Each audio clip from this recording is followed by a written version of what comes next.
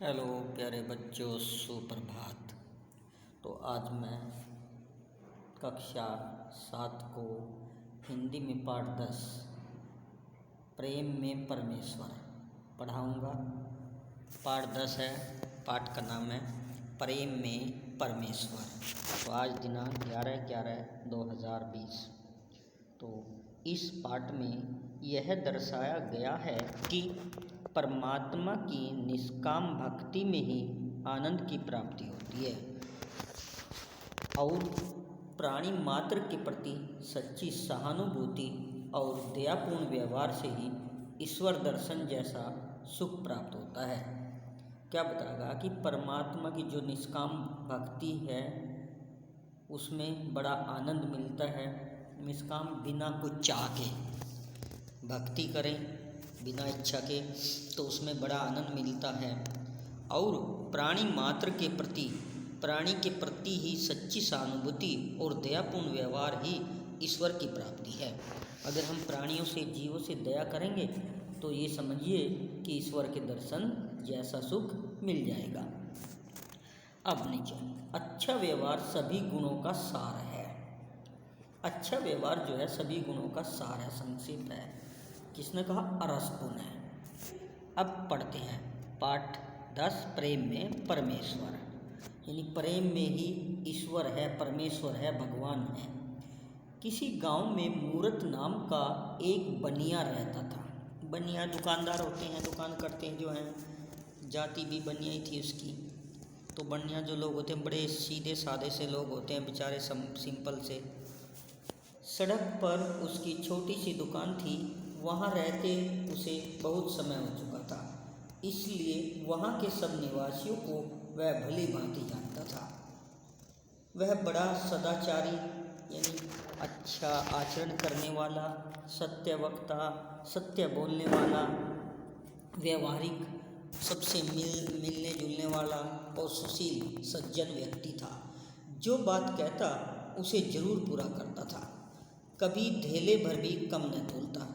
धेला यानी पैसा, पैसे भर भी कम नहीं तोलता और न ही घी तेल मिलाकर बेचता, यानी मिलावट करके भी नहीं बेचता था। चीज़ अच्छी न होती तो ग्राहक से साफ साफ कह देता, धोखा नहीं देता था। अगर उसके पास चीज़ अच्छी नहीं है तो वो साफ साफ बता देता था कि भाई चीज़ बढ़िया नहीं है, आप इसको मत लो। तो उसको धोखा नहीं देता था ग्राहक को। बढ़ती उम्र के साथ में वह भगवान भजन का प्रेमी हो गया था। जैसे ही उम्र बढ़ती गई तो भगवान के भजन में उसकी आस्था प्रबल होती चली गई। उसके और बालक तो पहले ही मर चुके थे। अंत में 3 साल का बालक छोड़कर उसकी स्त्री भी परलोक सिधार गई। उसके पहले कुछ बच्चे पहले मर गए थे और लेकिन उसके पास केवल एक लड़का था 3 साल का। जब वह 3 साल का था तो उसकी पत्नी भी परलोक सिधार गई, यानी मृत्यु को प्राप्त हो गई। पहले तो मूरत ने सोचा इसे ननिहाल भेज दूं, ननिहाल नाना के यहाँ भेज दूं। फिर उसे बालक से प्रेम हो गया। वह स्वयं उसका पालन करने लगा, यानी उसकी देखभाल करने लगा, उसे पालने लगा। उसके जीवन का आधार अब यही बालक था। इसी के लिए वह रात दिन काम किया करता था, लेकिन शायद संतान का सुख उसके भाग्य में लिखा ही न था। 20 वर्ष की अवस्था में यह बालक भी यमलोक को सिधार गया और जब वह उसका बालक 20 वर्ष का हुआ तो उसकी भी मृत्यु हो गई। अब मूरत के शोक की कोई सीमा न थी। शोक यानी दुख की कोई सीमा ही नहीं रही। बहुत ज़्यादा अथाह शोक हुआ, उसको दुख हुआ। उसका विश्वास हिल गया, यानी उसका भरोसा हिल गया, डगमगा गया। सदैव परमात्मा की निंदा कर वह कहा करता था कि परमेश्वर बड़ा निर्दयी और अन्यायी है। फिर वह उसके बाद उस दिन से भगवान की निंदा करने लगा, बुराई करने लगा और बोला कि भगवान जो है बड़ा ही निर्दयी और अन्यायी है, पापी है। मारना बूढ़े को चाहिए था, मार डाला युवक को। यहाँ तक कि उसने मंदिर जाना भी छोड़ दिया। एक दिन उसका पुराना मित्र जो 8 वर्ष से तीर्थ यात्रा पर गया हुआ था, उससे मिलने आया। मूरत बोला, मित्र देखो, सर्वनाश हो गया, यानी सब कुछ खत्म हो गया। अब मेरा जीना व्यर्थ है, व्यर्थ माने बेकार है, मेरा जीना बेकार है। मैं नित्य परमात्मा से, मैं हमेशा परमात्मा से, भगवान से यही विनती करता हूँ, यही प्रार्थना करता हूँ कि वह मुझे जल्दी इस संसार से उठा ले। मैं अब किस आशा पर जीऊँ। मित्र, मूरत, ऐसा मत कहो। परमेश्वर की इच्छा को हम नहीं जान सकते। वह जो करता है ठीक करता है। पुत्र का मर जाना और तुम्हारा जीते रहना विधाता के वश में है, और कोई इसमें क्या कर सकता है। तुम्हारे शोक का मूल कारण यह है कि तुम अपने सुख में सुख मानते हो, प्राय सुख से सुखी नहीं होते। मूरत, तो मैं क्या करूं। मित्र, परमात्मा की निष्काम भक्ति से अंतःकरण शुद्ध होता है, यानी अंतरात्मा शुद्ध हो जाती है परमात्मा की निष्काम भक्ति से। जब सब काम परमेश्वर को अर्पण करके जीवन व्यतीत करोगे, जब सारा काम परमेश्वर को ही अर्पित कर दोगे और अपना जीवन व्यतीत करोगे, बिताओगे, तो तुम्हें परमानंद प्राप्त होगा, तुम्हें बहुत आनंद प्राप्त होगा। मूरत, चित्त स्थिर करने का कोई उपाय तो बतलाओ। चित्त यानी मन, एक जगह स्थिर करने का कोई उपाय तो बताओ। मित्र, गीता, भक्त मालादि ग्रंथों का श्रवण, पठन, मनन किया करो, यानी गीता, भक्त माला आदि ग्रंथ को पढ़ो, सुनो और उनका मनन किया करो। ये ग्रंथ धर्म, अर्थ, काम, मोक्ष चारों फलों को देने वाले हैं, यानी इन ग्रंथों से ही धर्म मिलता है, अर्थ, धन, काम, मोक्ष, यानी सारी चीज़ें मिलती हैं। इनको पढ़ना आरंभ कर दो, चित्त को बड़ी शांति मिलेगी। यानी इन ग्रंथों को पढ़ना आरंभ कर दो, मन को बड़ी शांति मिलेगी। मूरत ने ग्रंथों को पढ़ना आरंभ कर किया। थोड़े ही दिनों में इन पुस्तकों से उसे इतना प्रेम हो गया कि रात को 12-12 बजे तक गीता पढ़ता और उसके उपदेशों पर विचार करता रहता था। पहले वह सोते समय छोटे पुत्र को स्मरण करके रोया करता था, पर अब सब भूल गया। सदा परमात्मा में लीन रहकर, लीन यानी लगा हुआ रहकर, आनंद पूर्वक अपना जीवन बिताने लगा। पहले इधर उधर बैठकर हंसी ठट्टा भी कर लिया करता था, यानी पहले इधर उधर बैठकर हंसी मजाक भी कर लिया करता था, पर अब वह समय व्यर्थ न खोता था। वह या तो दुकान का काम करता था या रामायण पढ़ता था। तात्पर्य यह है कि उसका जीवन सुधर गया। तात्पर्य अर्थ मतलब यह हुआ कि उसका जीवन ही सुधर गया। एक दिन पुस्तक पढ़ते पढ़ते मूरत के मन में विचार आया कि जब ईश्वर सब प्राणियों पर दया करते हैं तो क्या मुझे सभी पर दया नहीं करनी चाहिए।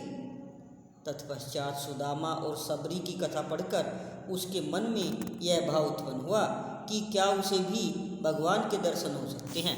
यह विचारते विचारते, यह सोचते सोचते उसकी आंख लग गई है, अर्थात उसको नींद आ गई।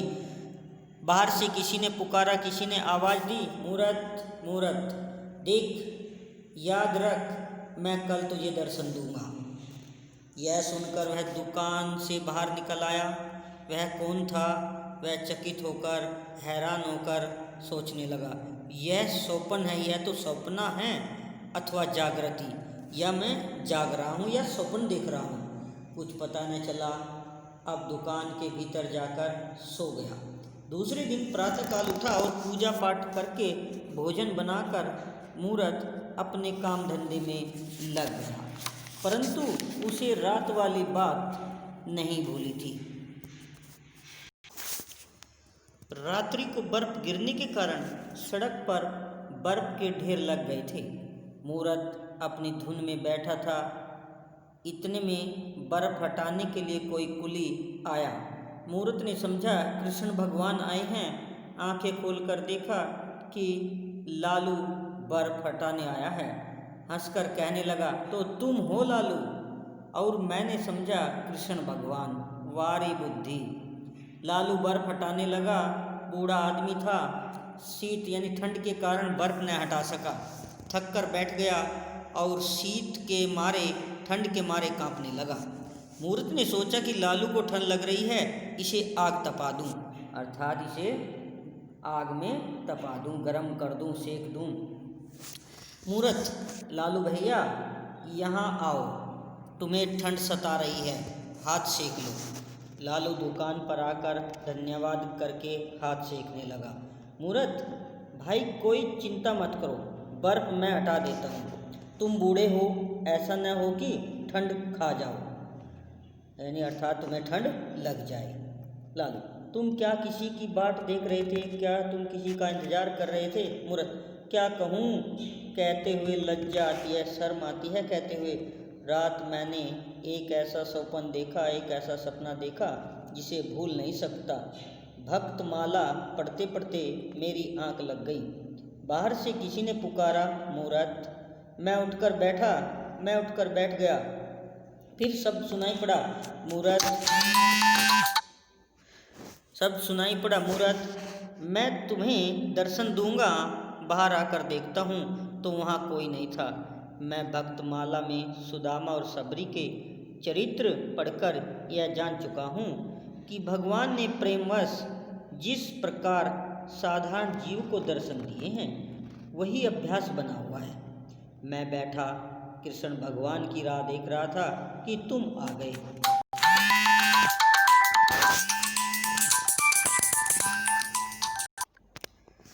हाँ, वही अभ्यास बना हुआ है। मैं बैठा कृष्ण भगवान की राह देख रहा था कि तुम आ गए। लालू, जब तुम्हें भगवान से प्रेम है तो अवश्य दर्शन होंगे। तुम्हें आग न दी होती तो मैं मर ही गया होता।